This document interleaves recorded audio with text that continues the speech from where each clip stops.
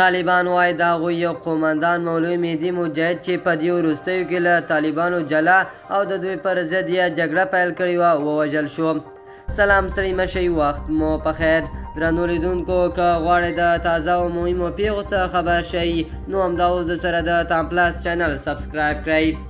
خو د طالبانو د دفاع وزارت په خپل اعلامیه کې زیاتوي چې مولوي مهدي په داسې حال کې چې غوښتل ایران ته ولاړ شي د هرات په سرحدي سیمه کې د طالبانو د سرحدي ځواک له لوري وژل شوی دی. د مولوي مهدي مجاهد یې وایي چې نه غواړي نوم او غږ یې خپور شي. له ازادي راډیو سره په خبرو کې د مجاهد وژل کېدل تایید کړل. دوستانو، زموږ خبرونه تر همدې ځایه پورې وي. د نورو معلوماتو لپاره درسره د تام پلس چینل سبسکرایب کړئ. الله پامان.